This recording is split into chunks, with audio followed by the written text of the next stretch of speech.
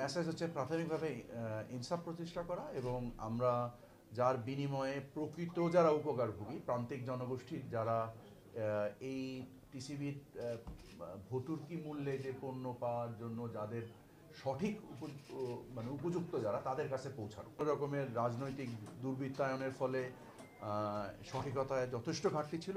আমরা এই ঘাটতিটাকে সঠিক করতে আনার জন্যই আমরা এই প্রচেষ্টাটা চালাচ্ছি।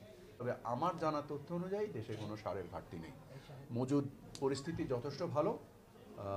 আমি ক্রয় কমিটির মিটিংয়ে যেটা দেখেছি সেখান থেকে আমার কাছে মনে হয় যে কোনো ধরনেরই কোনো ঘাটতি দেশে নেই। বাণিজ্য মন্ত্রণালয়ের কর্মসমষ্টির ভিতরে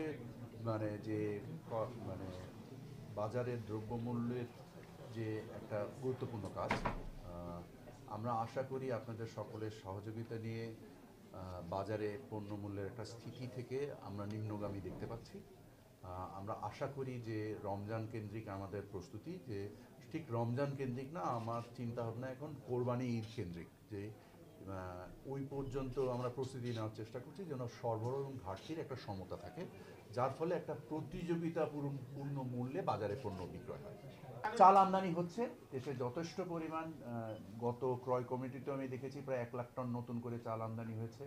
জাহাজ একটা চিটং পোর্টে অলরেডি 50,000 টনের চাল ডিসচার্জ হচ্ছে।